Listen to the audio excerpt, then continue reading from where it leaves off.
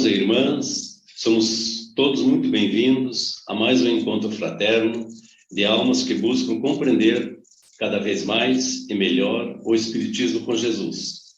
Meu nome é Afonso Barbosa Neto, sou colaborador da SEGE desde 2007.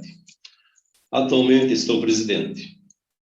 Tenho atuado no Departamento de Assistência Espiritual da Sexta URI e da SEGE, nos grupos de estudo, no Departamento de Atendimento e Promoção Social Espírita. Serei o dirigente dos trabalhos de hoje.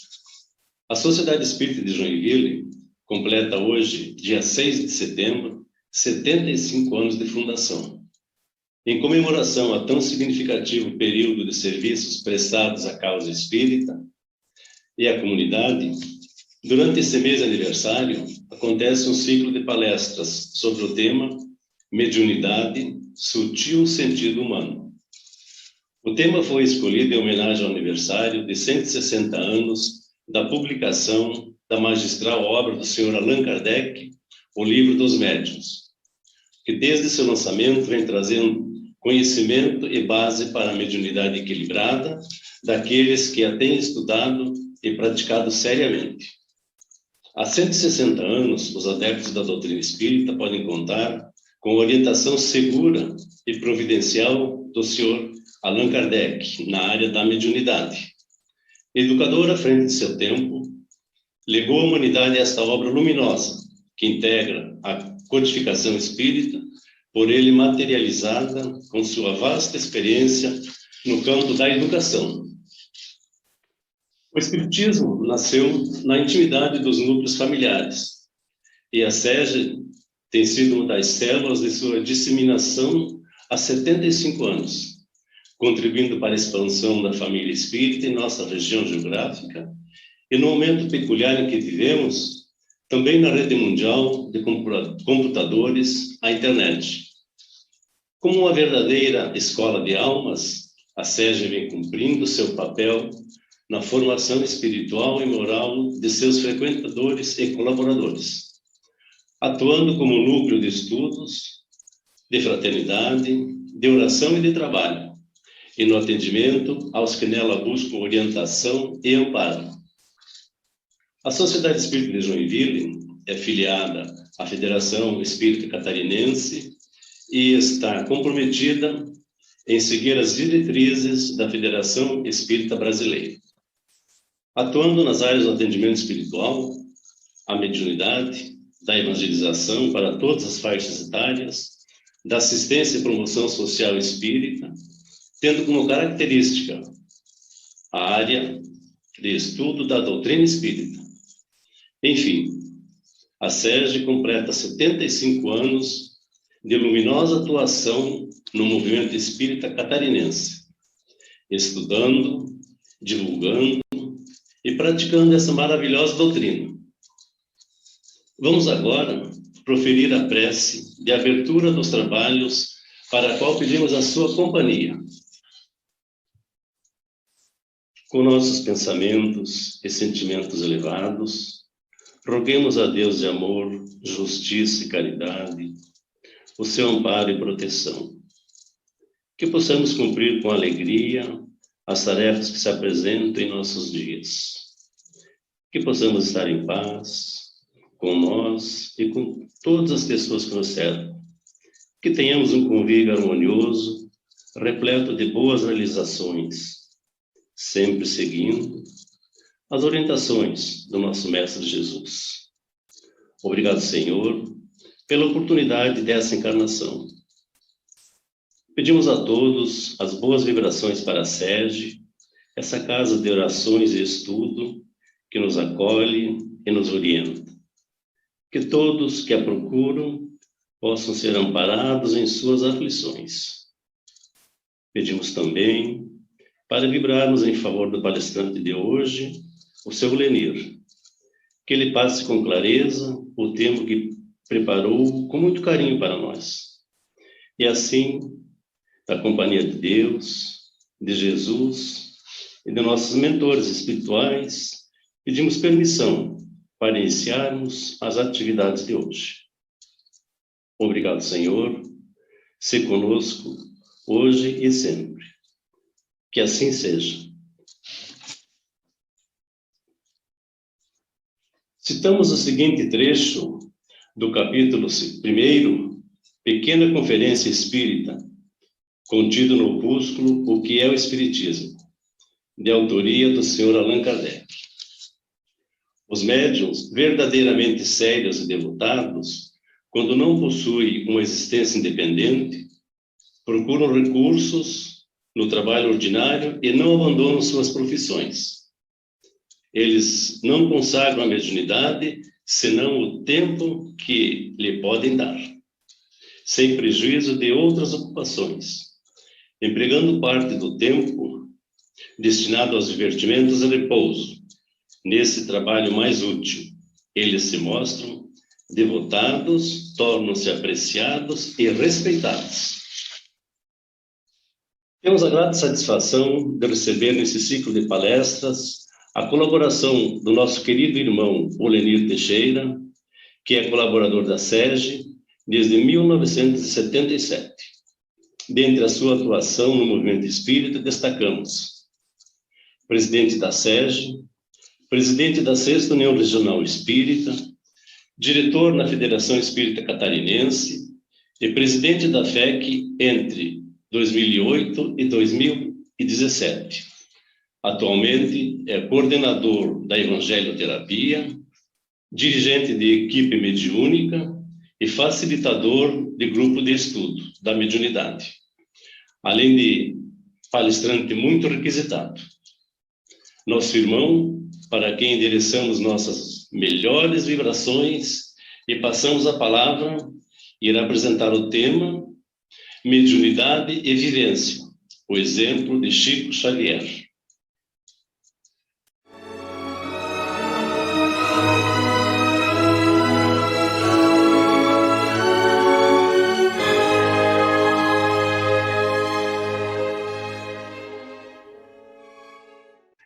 Saudamos com muito amor aqueles que nos ouvem neste momento.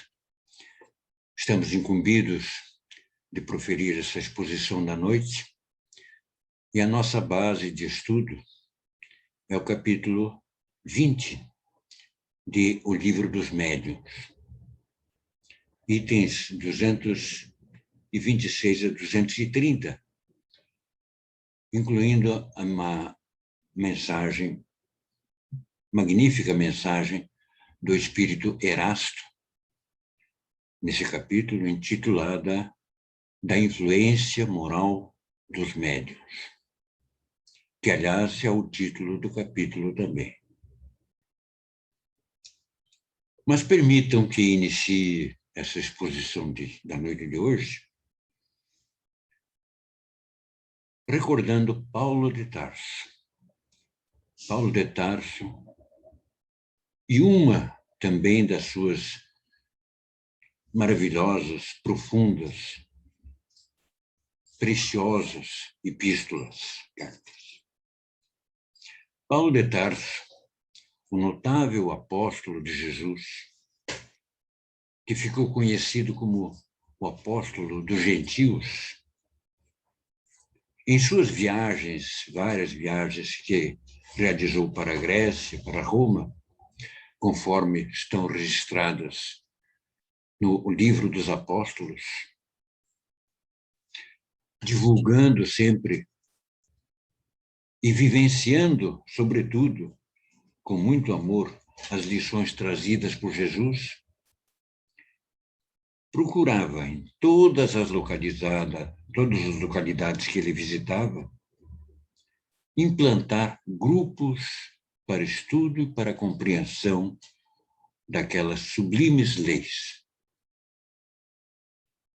Era uma tarefa, evidentemente, sobremaneira difícil, considerando-se as crenças politeístas e possivelmente centenárias daqueles povos. Apesar de todos os sofrimentos pelos quais passou, Paulo de Tarso foi deixando marcas profundas também pelos caminhos, realizando o trabalho missionário que o próprio mestre lhe houvera outorgado.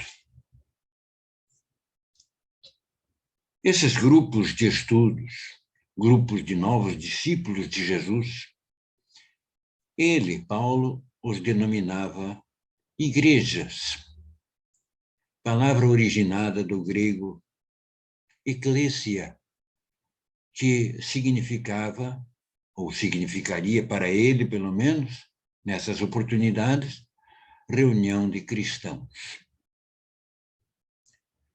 Dentre esses núcleos de estudos e de vivência cristã, estavam, portanto, os situados nas comunidades de Éfeso, de Colossos, da Galícia, de Corinto, de Tessalônica, de Roma. Mas precisaremos, porém, uma análise rápida, relembrar que esses diversos grupos de estudo, e que era comum, eles realizavam algo que era comum nos tempos anteriores a Cristo. É o interrelacionamento entre os planos de vida, material e espiritual. Aliás, isso desde os livros de Moisés, já encontramos informações de reuniões nesse sentido. O livro Números, por exemplo, de Moisés, em seu capítulo 11, ele identifica o fato de que Moisés separou 70 criaturas, 70 membros, para serem profetas. Profecia, nós vamos ver, profecia era a comunicação com o mais além. E nesses grupos, fora desses grupos, estavam dois jovens que profetizavam. E alguém chamou a atenção de Moisés. Moisés, chama a atenção deles, eles estão profetizando e não estão no grupo. E Moisés responde: quem me dera todo o povo do Senhor fosse profeta. Profeta, então, não era somente aqueles que faziam predições. Profeta era aquele que se comunicava, tinha possibilidade da comunicação com o mais além. Então, aqueles que costumavam chamar de profetas eram os intermediários para que as almas dos mortos se manifestassem. E até o próprio Senhor Jesus, em várias ocasiões, exemplificou e discorreu sobre as ligações que existem entre os dois planos de vida. No Evangelho de Mateus, capítulo 17, encontramos a manifestação de Moisés e de Elias num processo de materialização dos seus espíritos. Então, para o que chamamos hoje de mediunidade, palavra derivada de médium, meio, que é um termo criado pelo senhor Allan Kardec, esses povos, principalmente os hebreus, denominavam profecia. E, claro, o intermediário era um profeta. Em outros locais havia outros nomes, chamavam também de auspíces, sibilas, pítons, pitonisas e outros mais. Paulo de Tarso, ao implantar esses novos grupos cristãos, não poderia deixar de fazê-lo sem que iniciasse os seus integrantes, ou parte deles, pelo menos, nesse processo que é indiscutivelmente uma dádiva de Deus para com as criaturas terrenas. Um dom divino que todos recebemos. E o apóstolo viajante os visitava com frequência, levando-lhes cada vez mais esclarecimentos, mais informações. Entretanto, quando já em idade avançada, doente, não tendo boas condições de estar pessoalmente ao lado desses companheiros, dessas comunidades, passou a escrever cartas aos diversos núcleos, cartas que são chamadas as epístolas de Paulo. Sempre com orientações sábias, porque, como ele disse, não sou eu que vive em Cristo, mas o Cristo que vive em mim. Nas reuniões realizadas em Corinto, entretanto, alguns dos integrantes daquela igreja cristã que exercitavam essas possibilidades mediúnicas, na palavra escrita ou na palavra falada dos espíritos, começaram a demonstrar ausência de moral. Faltava moral para essas criaturas. Eles tinham certa inveja dos outros companheiros quando os comunicantes falavam através deles em outras línguas estrangeiras, fenômeno esse para o qual o Espiritismo dá o nome de xenoglossia, ou mediunidade poliglota. No século XIX, quando das diversas pesquisas sobre o Espiritismo, o cientista italiano Ernesto Bolzano fez inúmeras pesquisas a respeito, comprovando essa notável possibilidade mediúnica.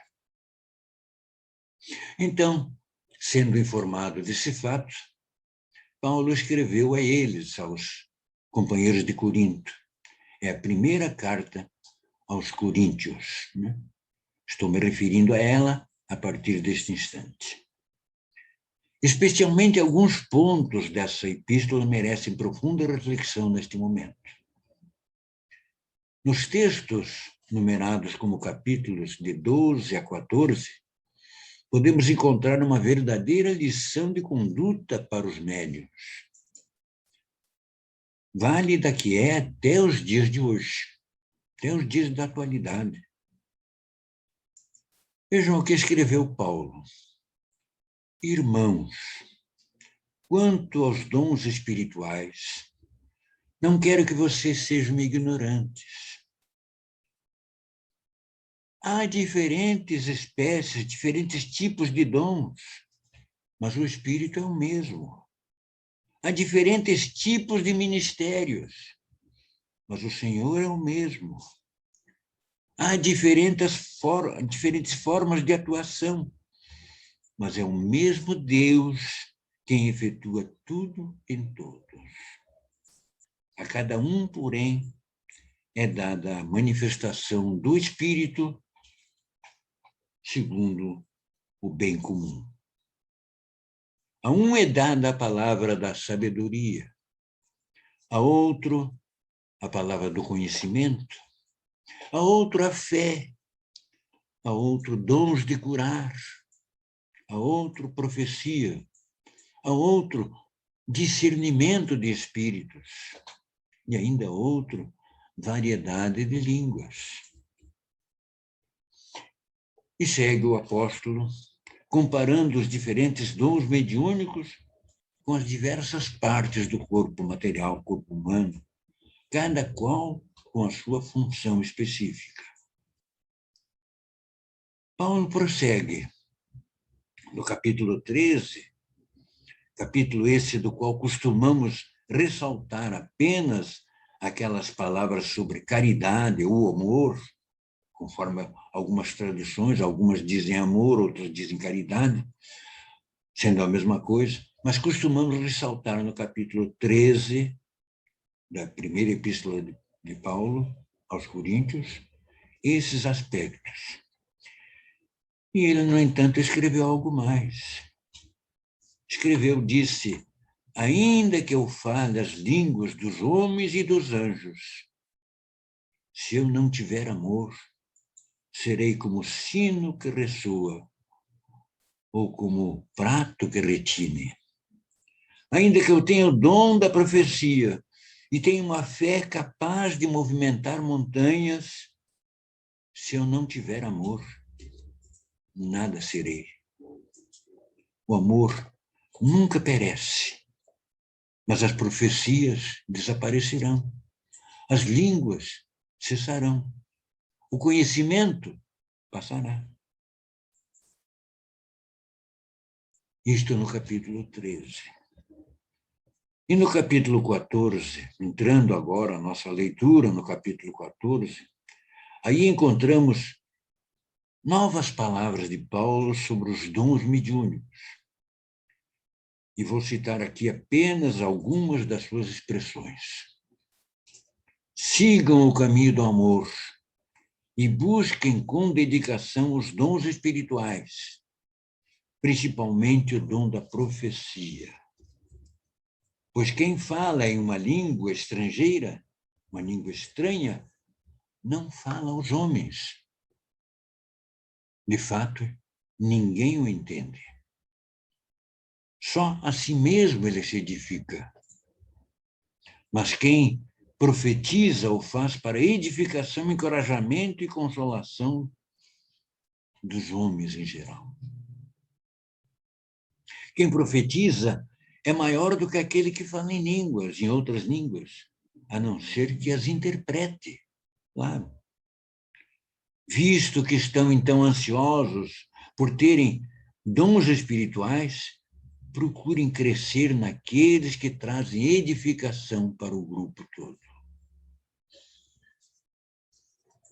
E na sequência do mesmo capítulo 14, a sabedoria do apóstolo fornece a todos eles uma verdadeira aula de como deveriam transcorrer os trabalhos mediúnicos naqueles tempos, chamando-lhes a atenção sobre as rusgas internas, a vaidade, o orgulho de alguns membros e acrescentando em meio às explicações, em meio às orientações, Deus não é de desordem, mas de paz. Eu lhes trouxe essas informações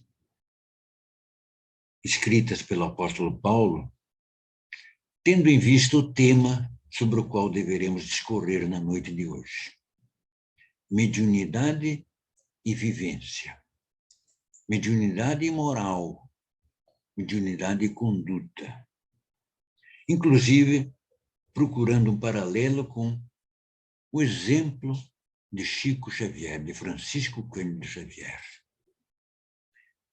É possível que todo médium, perdoem-me dizer, é possível que todo médium iniciante, e muitas vezes não apenas médiuns iniciantes, quando em processo de educação da sua possibilidade mediúnica, educação ou desenvolvimento da sua possibilidade, seja através da psicografia, da psicofonia, que são a palavra escrita ou falada dos espíritos, esses gostariam de ser como Francisco Cândido Xavier o foi, durante mais de 65 anos da sua vida física. Ou seja, gostariam de escrever livros, trazer lindas mensagens. Mas Chico Xavier, o querido Chico, não se fez presente no mundo somente para escrever livros ou para ceder a palavra aos bons espíritos. Não. Porque, além de possuir outras tantas possibilidades mediúnicas, o seu grande exemplo não se fez nesses pontos. Eu faço, então, aqui algumas considerações. Sabemos hoje que a humanidade espiritual em torno da Terra é composta pelos espíritos que aqui estavam encarnados. Desencarnaram, passaram para o mundo, para a dimensão espiritual. E assim como no mundo corpóreo encontramos criaturas de naturezas diferentes, variando da maldade cruel, máximo, né? Da maldade cruel até a bondade e ao amor, esses indivíduos, desencarnando, passam a habitar o mundo dos espíritos, exatamente e certamente em diversos graus diferentes de vibração, de moralidade, numa hierarquia natural. E esses espíritos estão ao nosso lado, estão por toda parte, estão ao nosso lado. Não só na tarefa mediúnica, mas a cada instante em nossa vida, adequados à nossa vivência. Todas as nossas imperfeições morais são portas abertas ao acesso de espíritos inferiores, enganadores, zombeteiros, maldosos mesmos, assim como a nossa busca por uma vivência moral adequada nos traz ao lado a presença dos bons espíritos. Espíritos, sim, mais elevados, que estão interessados em nos oferecer auxílio, trazendo as suas mensagens de amor. Enquanto isso, os inferiores, espíritos inferiores, estarão sempre aguardando oportunidade para nos prejudicar.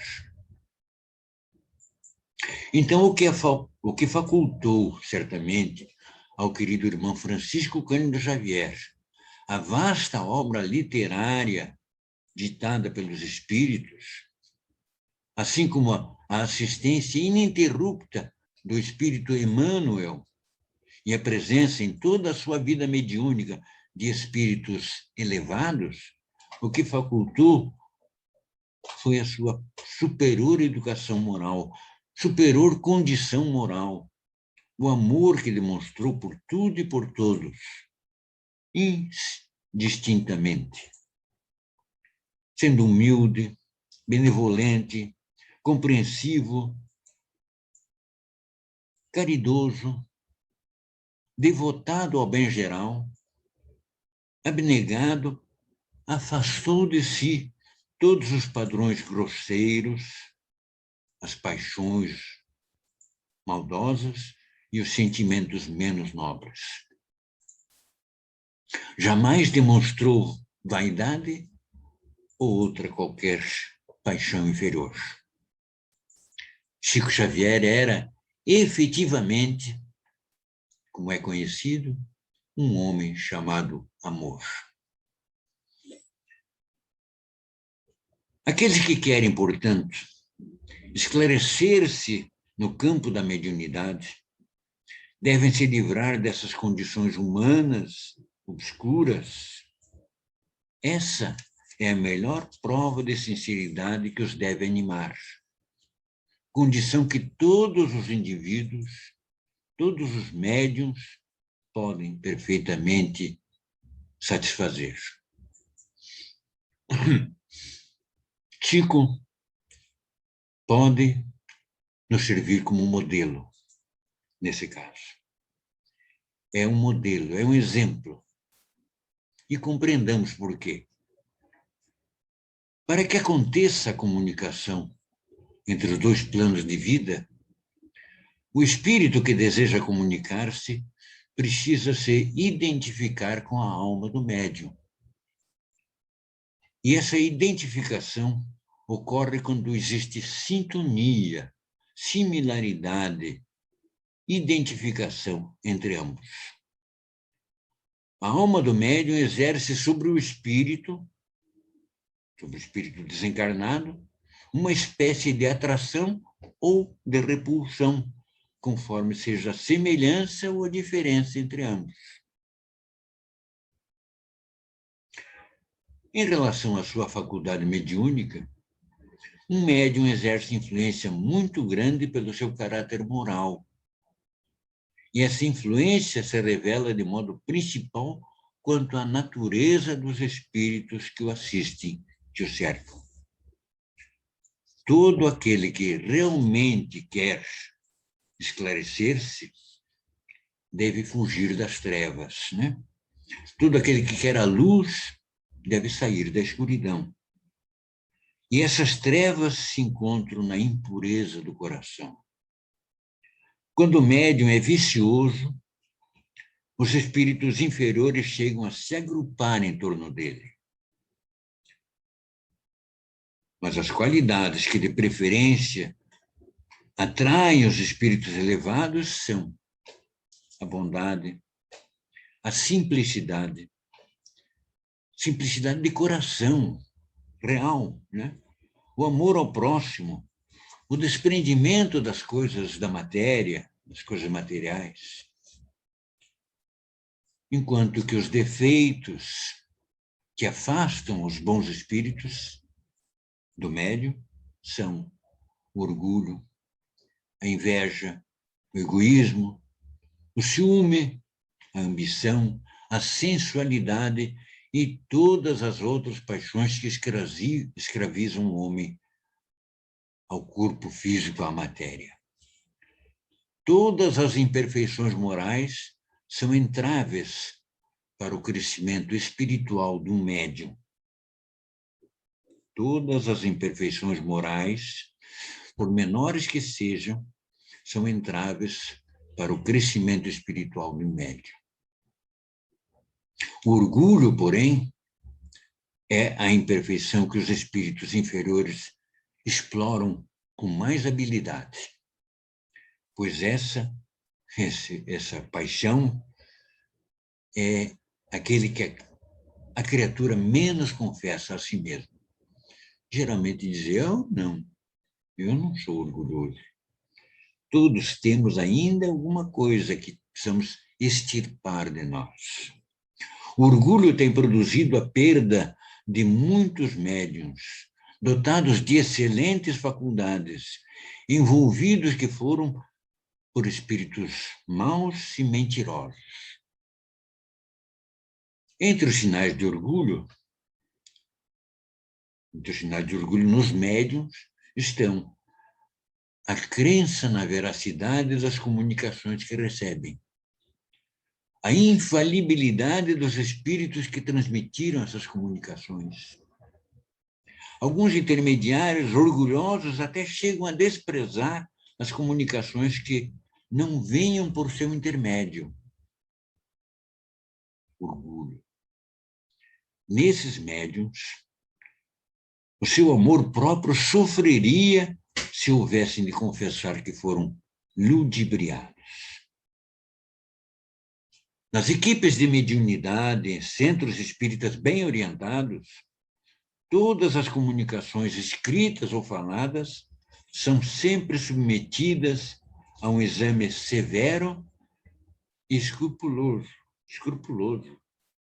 porque em meio a elas, alguns espíritos menos elevados, com habilidade, com grande hipocrisia, podem apresentar asserções ou ideias mentirosas, a fim de iludir a boa-fé daqueles que lhes dispensam atenção. E comprazem-se em lhes alimentar essas ilusões. O espírito Erasto, na sua comunicação, a comunicação que o senhor Allan Kardec inseriu no capítulo 20 do Livro dos Médiuns, capítulo que trata, como dissemos já no início, da influência moral do médium, Erasto escreveu: após a análise das comunicações recebidas, devem-se eliminar sem piedade, as palavras ou frases equívocas, conservando apenas o que a lógica possa aceitar ou a doutrina espírita já ensinou. Mesmo que seja um nome de respeito que assine a comunicação, que diga que é o comunicante, Porque há alguns irmãos, além da vida, que se identificam como espíritos elevados, ou até de cientistas, filósofos famosos, para tentar passar as suas ideias. Os amigos espirituais disseram para nós que disseram para nós que o nome, a identificação do espírito que assina a comunicação, o que se diz ser, é algo de mínima importância, de pouca importância. O ponto relevante é aquilo que está trazendo até nós, o conteúdo. Alguns desses médiuns orgulhosos se afastam dos grupos sérios e das pessoas que tentam lhes abrir os olhos. Outros não dão a menor importância às opiniões feitas pelos companheiros, pois não admitem quaisquer mudanças, quaisquer dúvidas sobre si mesmos. Aborrecem-se, melindram-se com a menor contestação, com uma simples observação crítica.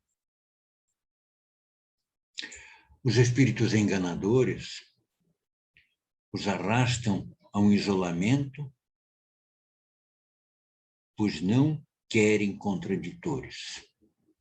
Vejam bem, quantos médiuns têm perdido as suas faculdades? Excelentes oportunidades foram deixadas de lado.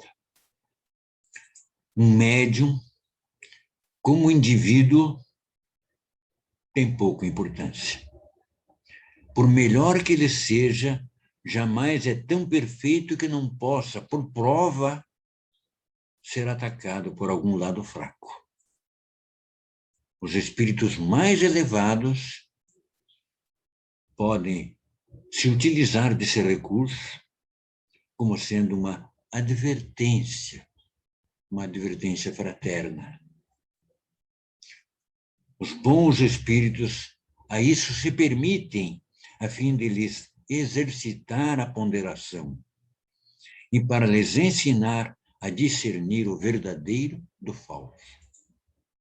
São avisos para que o médium não se considere infalível ou se torne orgulhoso ou vaidoso.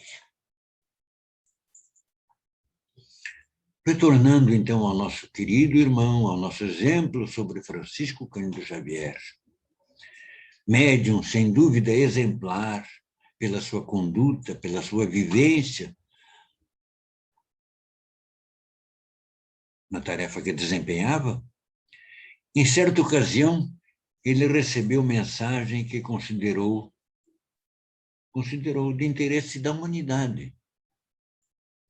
Porém, em algumas linhas dessa mensagem, deixava entrever algumas discordâncias doutrinárias. Os companheiros do Centro Espírita, Luiz Gonzaga, Pedro Leopoldo, que eram como se fosse a sua segunda família, colocaram, então, esses pontos em evidência. Colocaram que esses pontos da mensagem trazia contradições à doutrina codificada pelo senhor Allan Kardec. É verdade que, sendo humano, como era, Chico, no primeiro momento, entristeceu-se, mas acabou aceitando as observações dos companheiros. Aceitou. E horas depois desse fato, vendo que Emmanuel, o Espírito, se fazia presente, perguntou-lhe se realmente havia sido vítima de algum espírito enganador, mentiroso. E Emmanuel confirmou. Mas Chico prosseguiu o diálogo perguntando: por que eu fui enganado? A resposta do seu espírito benfeitor foi: para você jamais pensar que é tão perfeito quanto poderia pensar. E jamais se vangloriar pela tarefa que lhe coube na face da terra. Seja sempre humilde, mantendo a simplicidade e a crença em Jesus e em Deus, que ofereceram essas condições para a humanidade, objetivando a evolução de todas as criaturas. Pois bem, irmãos, seja, portanto, Francisco Cândido Xavier o nosso exemplo. Pela quantidade de esclarecimentos preciosos que nos trouxe como intermediário do além. Mas, sobretudo, pela sua elevada moralidade, pela sua vivência cristã, pela sua conduta íntegra. Um médium verdadeiramente bom, em quem se pode confiar realmente, não é apenas aquele que tem grande facilidade de comunicação, permitindo que os espíritos se comuniquem livremente, sem embaraços ou obstáculos materiais. Não. Um médium verdadeiramente bom é aquele que, por seu intermédio, as mensagens transmitidas vai se esforçando pela sua vivência mediúnica para aproveitar em seu próprio favor as lições que recebe e para tornar-se cada vez mais digno, demonstrando isso pela sua bondade, pela sua benevolência, pela sua modéstia, pela sua conduta. Vivência na mediunidade. Este é o nosso tema de hoje. Muito obrigado, irmão.